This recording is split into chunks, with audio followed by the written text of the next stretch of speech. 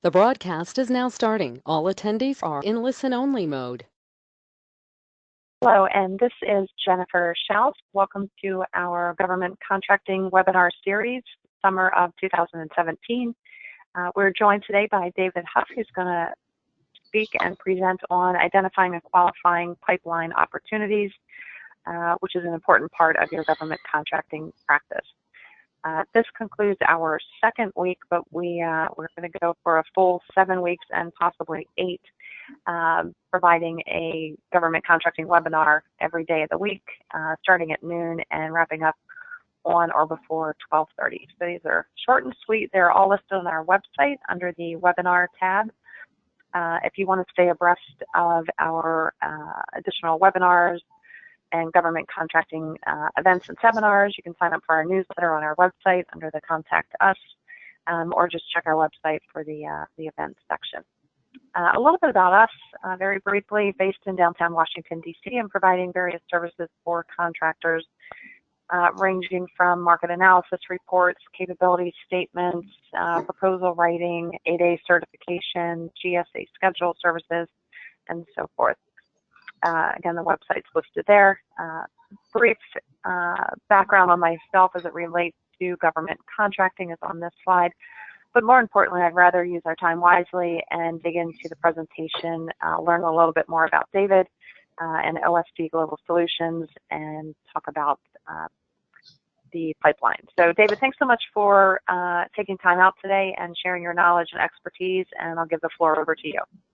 Great. No, thanks for having me.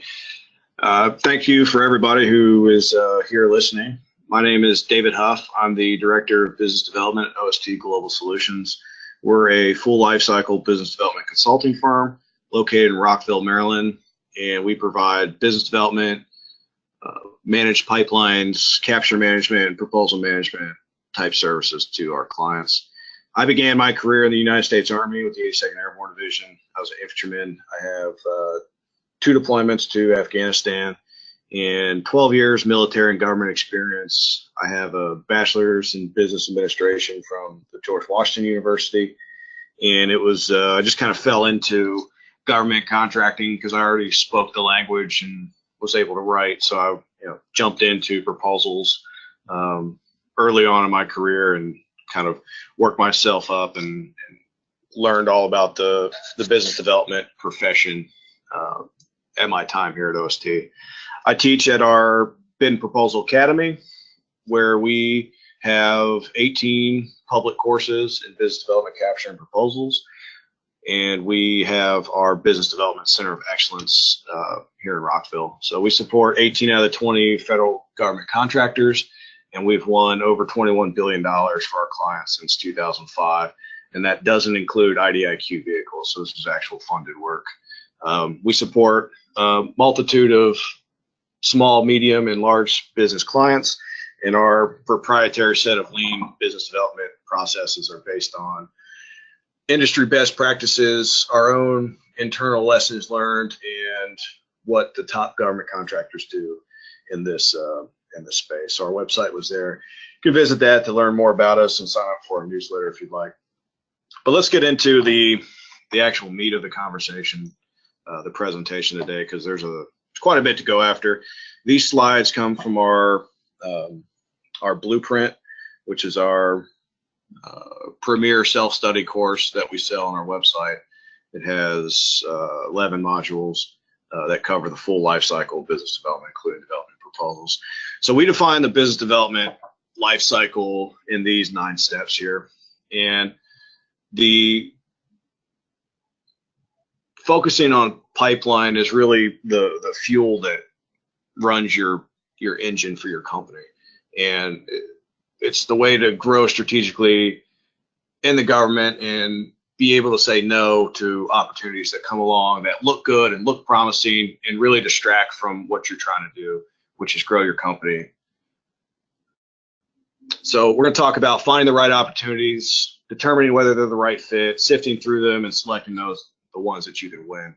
So when you start this process, you want to build your capacity to do business with the government, and that may be getting the certifications like ISO or CMMI, getting facility clearance, getting your accounting system audited, all those types of things, registering where your customers buy, things like that. So getting set up to do business. And then conducting this strategic business development planning session is a key part of this. And I'm going to spend some time talking about this because we're going to come back to it.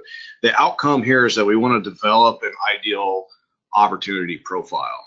And that's going to be key for us when we go and start researching opportunities to fill our pipeline, to have some kind of benchmark to measure ourselves, our decision-making process, and say, you know, are we chasing something that we want to go after?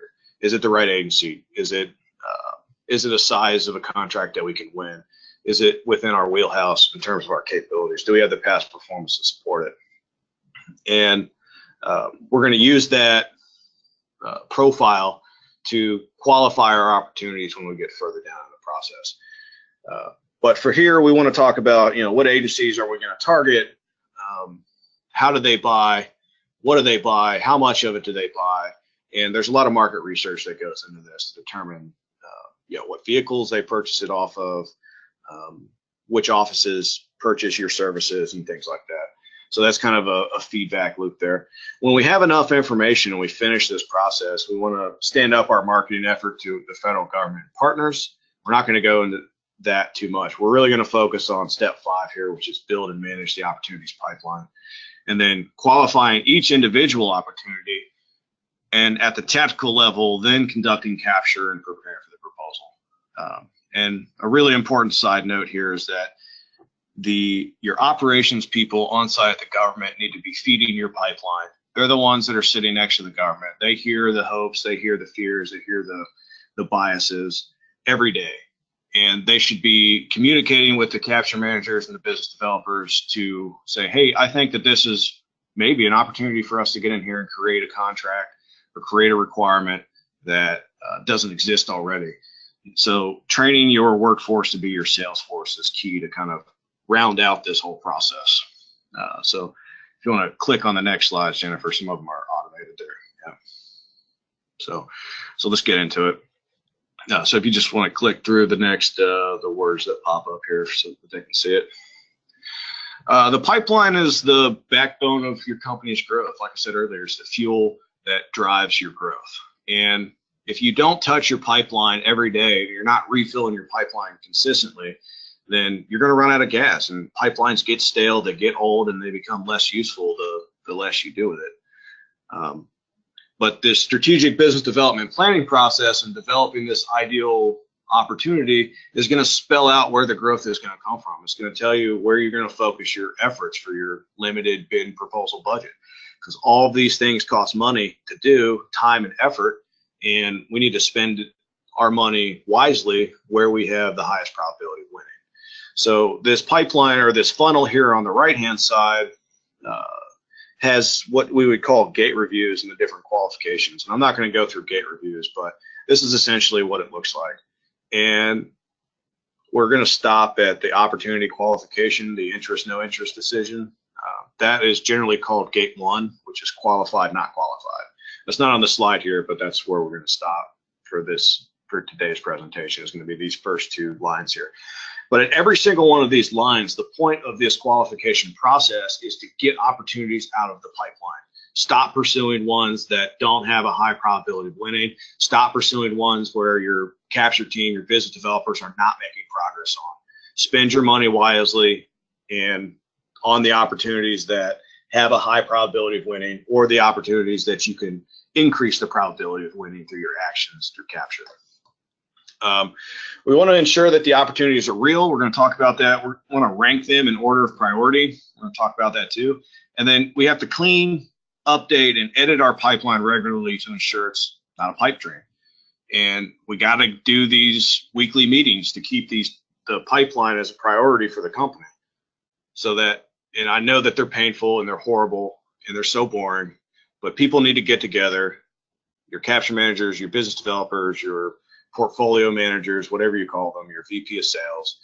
You need to get the team in the room and say, here are the opportunities we're going after. Let's talk about the updates, talk about your plans, your win strategies, qualify these opportunities to make sure that we're spending our money wisely. So you can go on to the next page here. Excuse me. So let's talk about developing the pipeline. Where do these opportunities come from? You need to use a combination of paid or free databases, there's tons of them, and marketing, which is the actual legwork. So the free databases you can get opportunities from are FBO, everybody knows that. You can look at FPDS to see which contracts are expiring.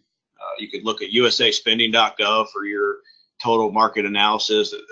That website's come a long way in recent years. I just looked at it not too long ago, and the functionality has increased. A lot of people are familiar with govcon IQ. That's a great way to find opportunities too. They pull from those free databases.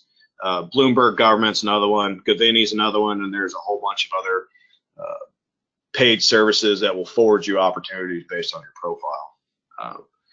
You also get your opportunities from marketing. You're out there, you're meeting potential teammates. They may bring you opportunities. You're meeting with the customer, you're getting FaceTime with the contracting officer and the program manager. They may tell you about new opportunities. The Small Business Administration may. So there's lots of places where this is going to come from. And a note here, a lot of clients that are small that we come across are using like an Excel spreadsheet to track their opportunities. That's fine when you're small, but once you start getting multiple people putting in inputs, configuration control becomes a nightmare, and it's just not a really efficient way to do it. So we use iMeet Central. You can use SharePoint, whatever platform that you have, but you basically need some kind of program management system that's also a document repository, and you can customize that for different fields and tracking the information. But you want to constantly be out searching for your opportunities that are either short, mid, or long-term opportunities. So next 2 to 5 months, 6 months to a year, 1 year to 5 years. As soon as you win a contract, that automatically goes back into your pipeline as a must-win. You got to defend your turf to grow. So your capture planning is going to be different depending on where these opportunities fall and how long it's going to be until the RFP drops. So the closer you get to the RFP, the less interaction you can have with the government. Some contracting officers will shut off all communication at the draft RFP, but essentially a rule of thumb is the closer you get to the RFP, the less you have to, the less opportunity you have to really shape the requirements, communicate with the customer. So we want to start as early as possible to really prepare to write outstanding proposals and to assemble a great team, brainstorm on a solution, vet that with the customer, and all the activities that you would do in capture. But the takeaway for this slide is that you have to call the contracting officer to make sure it's real. Are you planning to recompete this? Is there a budget? They may or may not know. They may or may not tell you. But until the contracting officer tells you that, yes, we're recompeting this, and yes, it's funded, it's not really an opportunity. Maybe you could see progress on it if they do RFIs or source of sought or site visits. Some opportunities perpetually stay in source selection, or I'm sorry, market research. So if you want to click on the next couple ones, in your pipeline, you need to rank the opportunities in order of priority, clean and edit the pipeline regularly, and really, if you're not bidding monthly, then you're not really growing. So you got to build that backlog, and I'm talking about submitting proposals monthly. And if your goal is growth, you need to have a pipeline that will sustain you bidding on 12 contracts, 12 proposals a year with highly qualified, highly vetted opportunities that have a high probability of winning. So all of this upfront stuff, which is this, all of this business development and managing of the pipeline, which is this process here, comes before capture, and capture is the pre-proposal preparation. It's really how I look at it. All of the activities that you do in capture need to be geared towards developing artifacts that you can copy and paste into your proposal when the actual RFP comes out. If you're not doing that, then there's a lot of activity and no progress. So for building and manage the pipeline, here's a detailed breakout of kind of the steps. And it starts with the market research, strategic planning results, analyzing the competitors, customers, and the opportunities, developing the ideal opportunity criteria, develop a list of keywords for your search engines. So generally these are, I'll do keywords based on capabilities. So depending, like when I go in and do this planning with our clients, I'm learning about the company and learning about their past performance, and I'll take those groups of keywords like software development or agile development or facilities management or whatever, database management, the list goes on. Develop a set of keywords and start plugging these into the different search engines to see what kind of results I get back for the desk side work. You can also filter those based on the specific customer's focus. You want to look at the expiring contracts and calculate rebid dates. If you're an 8A, a great thing to do is to look to see if the incumbent has graduated from the 8A program and if they're eligible to bid or not, or if it's a small business contract, whether they're still small, things like that. You want to look at where the announcements about new bids come from. Sometimes they come on FBO, sometimes they come on agency-specific websites, but you need to look at that.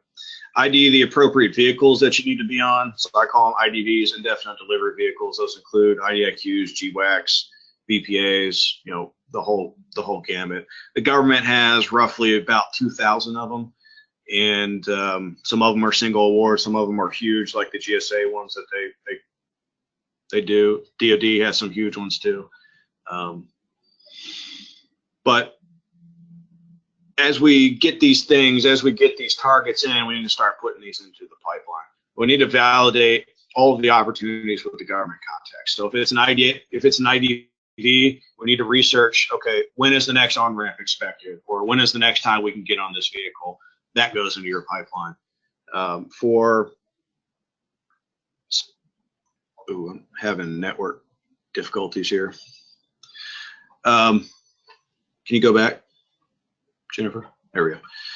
For network and marketing, your personal connections, social media events, and prospecting, all these you need to contact the contracting officer, the procurement authority. If it's a contact, you can follow this process here at the bottom. But basically what it comes down to is once you've said, okay, this is an actual opportunity, I'm going to do some research, and this is before the qualification. I need to read what is this contract about and determine the fit for the company. So I'm going to look at the timing. When is the RFP expected to be released? I'm going to read the past statement of work and the past instructions and evaluation criteria. I'm going to look at protests if there were any. I'm going to look at how many bidders bid on this. Look at the budget, the burn rates, who's going to bid on it again, win strategy. And I'm going to really engage the subject matter experts who know this customer, have maybe insight into what this procurement's about if we got people on the operations side who are familiar. And then I'm going to conduct this qualification gate review. And we're going to talk about that here next. But if it's not qualified, we say, oh, this doesn't really meet muster. This is with the team, by the way. We're going to downgrade it to no interest and put it in the pipeline to retain it for future references and metrics like bid rate and capture rate. Those are important things. How many opportunities you're putting in the pipeline versus how many are passing this qualification review. So there's a bunch of different metrics that you can track to see how well you're doing. You want to prioritize them and identify the must wins, and then we're going to proceed to capture. So let's go on to the next slide here. You want to use a multifaceted approach to find opportunities. You want to use 2 or 3 methods. So there's the paid databases that we talked about. There's your network, the program managers at the government office, the contracting office, sometimes the small business office will help you identify opportunities. So there's lots of ways to fill your pipeline. Your teammates may bring you some, so on and so forth. You leverage your rainmakers. So these are the door openers. These are the people who know everybody, and they can set up a meeting with you, with the customer and you. And you always want to have them work with one of your business developers or train them properly, because rainmakers don't update pipelines. They don't really produce results. They just open doors. So I call these types of people the BD fairies. They know everybody, and they want you to hire them for a year or two, and they're not really going to produce anything. They talk a lot. They know a lot of people. They name drop. Oh, I know so-and-so at such and such agency. and that's really their value. So just understand that those people are valuable, but only in a certain context. So if you're not bidding monthly on projects that are perfect for you, you're not growing, you're stagnating. If you have a 33% win rate, which is industry average, then and you bid on one proposal a month, that means you're going to win 3 to 4 contracts a year. Is that fast enough to sustain your growth? Depends on what types of projects you bid on. So if they're short-term projects like 6 months to a year, maybe not. If they're long-term projects, then yeah, that might meet your growth goals. So it's really deciding on what your growth goals are, and then how many proposals you have to bid on every year to meet those goals. So you got to commit to this blitz campaign to build up your pipeline at first. There's a lot of work that goes into it, a lot of research that goes into it, and then after the initial pipeline is built, a lot of it is just maintenance and rerunning your searches every now and then to make sure that you're catching all the new stuff. Qualifying the opportunity, I like to use this little chart here on the right, this little quadrant chart. There are 2 things that you have to really decide upon: how much customer relationship you have and your corporate capabilities. This can also be called past performance. So there are 2 things that no consultant can recreate for you, and that's past performance and customer relationship. So when we're qualifying an opportunity, we need to judge ourselves realistically. Where do we fit on this quadrant? We need to ask ourselves a lot of questions. What exactly is this opportunity? Why do we want, so what are the written and unwritten requirements? Why do we want this opportunity? Is it setting us up for some future work? Is it going to get us our facility clearance? Is it going to help us break into an agency? You know, why do we want it? How does it fit with our growth plan? What's the RFI or ROI, return on investment? How much am I going to have to spend to win this? And how's that going to impact my profit? Do our past performance capabilities match the requirements to be able to win the proposal first, or win the contract and then execute the contract? Maybe we need a team partner. What's the current status? Where is it in the procurement lifecycle? You can get this off of Google, or maybe somebody that has access to the intranet at your agency can get you the agency's specific procurement lifecycle, and you can call the contracting officer and ask them where they are. How do we stack up per the initial customer and competitor analysis? Can we win it? So can we beat the people who are expected to go after it, beat the teams that are expected? Do we have the resources available to run a good capture effort, write a good proposal, and execute the contract? So I like to use Gantt charts to see when all of the proposals are expected to hit, when the RFPs are supposed to come out, so I can kind of get a idea of the workload. I missed facilities here. Do you have facilities that are the right clearance? Do you have facilities that are close to the customer? And so on. So you go on to the next slide here. This is the interest, no interest review scoring sheet. So what I do is, based on the business development strategic planning and developing that ideal profile, I make this interest, no interest review sheet. Okay, so we said during our annual strategic planning session that we want to target Army, Navy, DHS.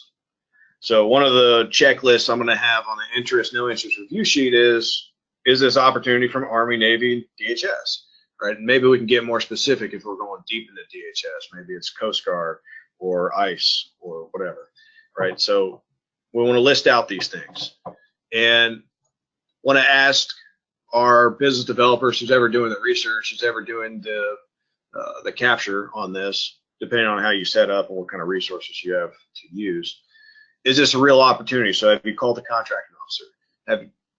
Where does our past performance and capabilities stack up against a statement of work? What's the opportunity background? Are there any written or unwritten requirements? Does this appear wired for somebody else? Is the incumbent, what's their standing? What's their reputation with the customer, right? So there's lots of information that we can find before we make this interest, no interest review, because the standard that I put this against is that you have a limited business and proposal budget, and you're going to have to spend money on when this goes forward. So when I present this to a client, I'm essentially saying, hey, client, trust me, here's all the information that I have. Here's why I think this is a good opportunity for us to focus on versus some of these other ones that may be great too, right? So you should spend money going after this one because I think you have a great probability of winning. And here's how I back up my logic. And that's what all these questions are about. So the takeaway for this is that you need a full pipeline to support your growth. Depending on how many proposals you're wanting to bid on a year is going to depend on how many qualified opportunities you need coming down your pipeline. And you need a documented process to qualify these opportunities against your business development plan and your growth goals. So this will prevent you from going after the bluebirds, and hopefully it will front load some of the proposal work so you're not spending the week before it's due staying up all night trying to finish the proposals. Fixing this upfront part is going to help you increase your win rate and invest your money a little bit wiser and instill the discipline to say no. So thanks for listening. If you have any questions, you can email me. My information is right there. And Jennifer, I'll turn it back over to you. Super. Thanks, David, for a great presentation on the pipeline. Thanks, everybody who was able to join us today. The recording will be available on our website on Monday for download. And next week, we're covering topics on cybersecurity deadline, developing indirect rates, bid protest, the mentor-protege program, and reviewing for a contract purchasing review system. So again, these are all complimentary webinars. We're going to continue this for 8 weeks total, so it wraps up around the middle or end of September. And again, they're all recorded. You can find us on our website. Thanks again, David. Thanks, everybody, for joining us today. Thank you, Jennifer. Take care.